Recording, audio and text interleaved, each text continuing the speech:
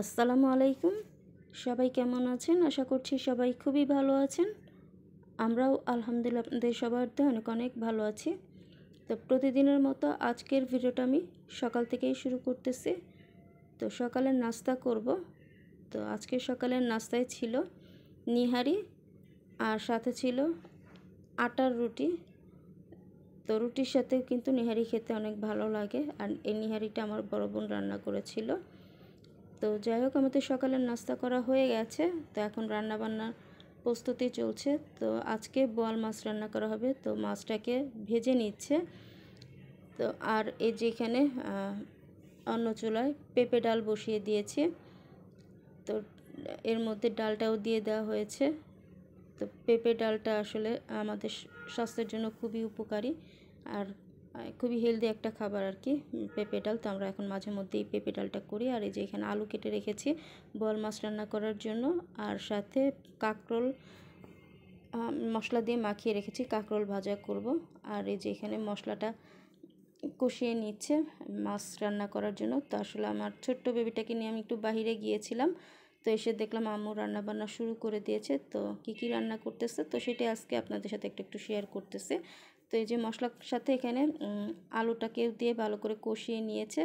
তো এরপর এর মধ্যে ঝোলের জন্য একবারে পানিটা অ্যাড করে দিয়েছে। তো এখন ভাজা মাছগুলো দিয়ে দিচ্ছে।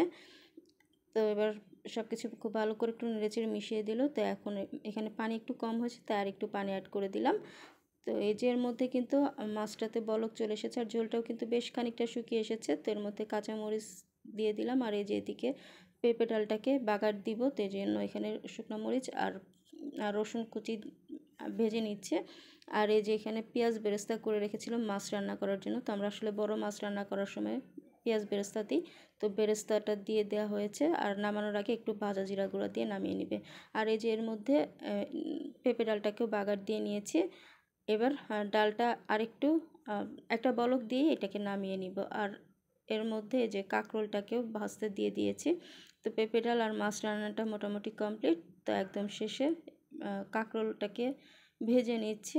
আর এই যেখানে কয়েকটা কাঁকরোল ছিল, তো সেগুলোকেও আগেই ভাজা হয়ে গেছে।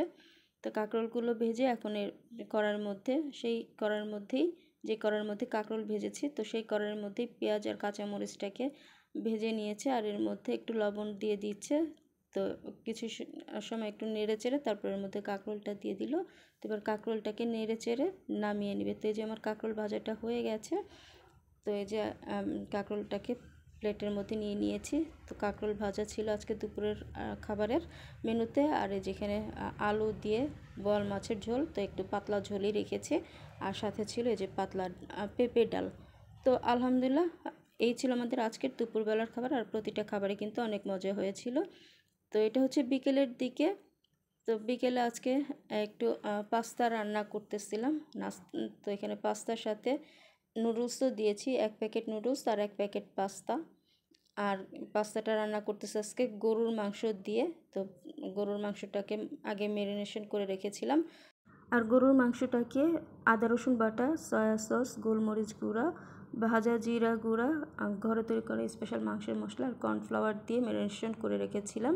এরপর মাংসটাকে ভেজে নিয়েছি, সাথে আলুটাকেও ভেজে নিয়েছি। এর মধ্যে বরবটি দিয়েছি। তো সবজিগুলোকে আগে সব মশলা দিয়ে ভালো করে কষিয়ে নিয়েছি, তারপরের মধ্যে নুডলসটা দিয়ে রান্না করেছি। আর এই পাস্তাটাকে আমি আমার নিজের মতো করে রান্না করেছি। আর পাস্তাটা খেতে কিন্তু খুবই মজা হয়েছে। তো আমার বাসার সবাই খেতে খুবই পছন্দ করেছে পাস্তাটা। তো যাই হোক, আমি এখন আমার বিকেলের নাস্তাটা খেয়ে নিচ্ছি। আর সাথে আমি আমার ভিডিওটা আজকে এখান থেকেই শেষ করছি। তো সবাই ভালো থাকবেন। আল্লাহ হাফেজ সবাইকে।